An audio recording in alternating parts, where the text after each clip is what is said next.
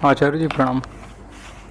आचार्य जी, जैसे अंतिम उद्देश्य मनुष्य का मुक्ति के लिए माना जाता है, तो क्या आज के जो नौकरी जो लोग कर रहे हैं या जो व्यवसाय कर रहे हैं या जो डॉक्टर हैं, अध्यापक हैं, वैज्ञानिक हैं या गांव का किसान है, वो किस प्रकार से इस मुक्ति को प्राप्त कर सकता है? क्या उसे अलग से कुछ शिक्षा लेनी पड़ेगी या अपने कर्म को करते करते मुक्ति प्राप्त कर सकते? कृपया मार्गदर्शन करें। अपना कर्म तो कुछ होता ही नहीं, ये भी बड़ी भ्रांति फैली हुई है। लोग कहते हैं अपना कर्म करते करते ग्रंथों का पाठ करे रहो, मुक्ति मिल जाएगी। अपना कर्म माने क्या? वो तुम्हारा कर्म कैसे है? सिर्फ इसलिए कि तुम्हें संस्कारित कर दिया गया है कुछ करने के लिए, तो तुम्हारा कर्म थोड़ा ही हो गया।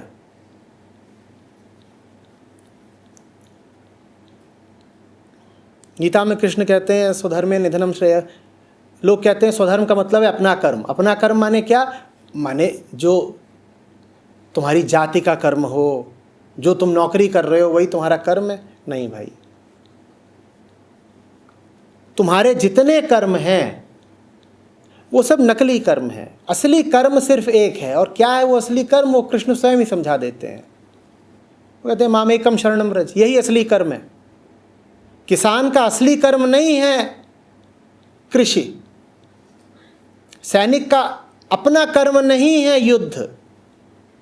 सबका मौलिक कर्म सिर्फ एक है, एक ही हो सकता है, और वो है सत्य की दिशा में बढ़ना। बाकी सब तो पेट चलाने के तरीके हैं,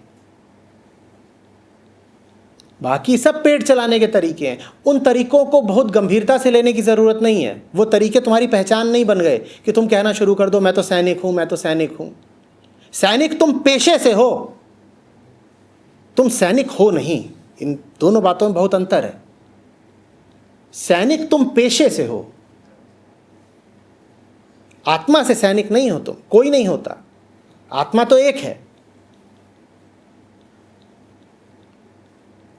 पर लोग ऐसे ही कहते मेरा कर्म तो दुकान चलाना ही है, और दुकान में भी उल्टा पुल्टा धंधा करना। तो अपना कर्म करते करते मैं कैसे मुक्ति प्राप्त करूं गुरुजी, ये बताइए।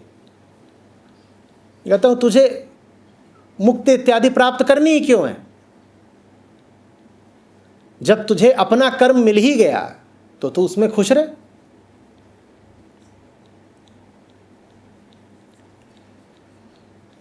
ऐसे ही लोग आते हैं, कहते हैं अपनी जिम्मेदारियां पूरी करते हुए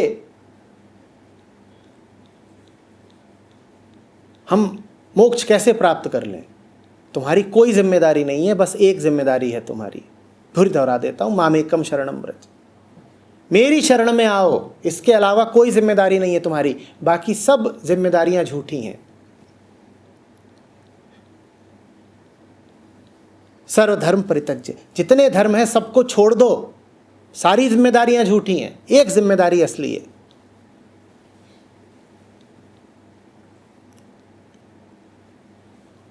आ रही बात समझो? हाँ, जब तक देह भाव है, जब तक देह है, तब तक देह पालने के लिए कुछ तो करोगे ही, तो ठीक है। किसान किसानी करता है, सैनिक युद्ध करता है, कोई कुछ करता है, कोई कुछ करता है। लेकिन कोई ये ना सोचे कि फसल काटते काटते मोक्ष मिल जाएगा। कोई ये ना सोचे कि किराना बेचते बेचते मोक्ष मिल जाएगा।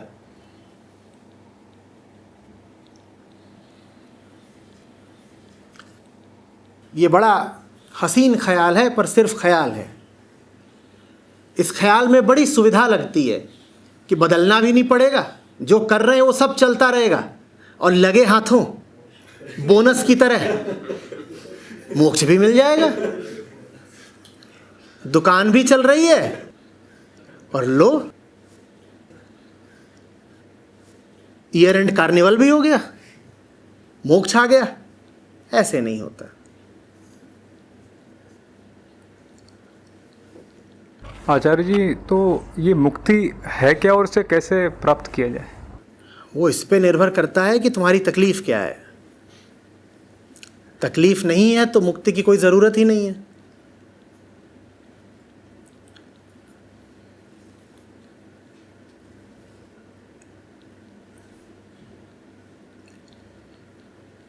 चिकित्सक के सामने जाके ये थोड़ी कहते हो, डॉक्टर साहब बताइए मुझे तकलीफ है या नहीं। उसके सामने जाते ही तब हो जब तकलीफ होती है, शुरुआत तुम करते हो। चिकित्सक पूछता है जी बताएं, और तुम कहते हो अरे ये इधर बड़ा 15 दिन से दर्द होता है। शुरुआत ऐसे होती है ना। और तुम चिकित्सक के सामने कहो नहीं सब बढ़िया है ऐसे ही, और आपको कोई तकलीफ?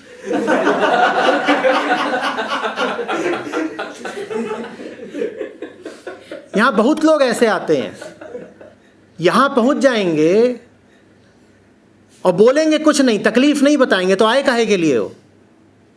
ये मेडिकल साइंस का सेमिनार थोड़े ही हो रहा है, ये क्लिनिक चल रहा है भाई। तकलीफ बताओ अपनी, पर तकलीफ छुपाए हुए हैं जैसे गुप्त रोग हो, मुंह नहीं खोलेंगे। ये क्या समझ रखे हो, क्या है ये? कि मैं ऊंचे आसन पे चढ़ करके तुम सब विद्वान लोगों को प्रेजेंटेशन दे रहा हूं कि देखिए अध्यात्म के क्षेत्र में ये नई नई खोजें हुई हैं, आप सब सुधी जनों के ज्ञान के लिए मैं आपको बताए देता हूं। वैसे तो आपको पता ही होगा, ये वर्कशॉप है, ये क्लिनिक है। अपना हाल बताओ तो फिर मैं कुछ बताऊं। मुक्ति क्या है, तकलीफ क्या है? तकलीफ का मिटना ही मुक्ति है।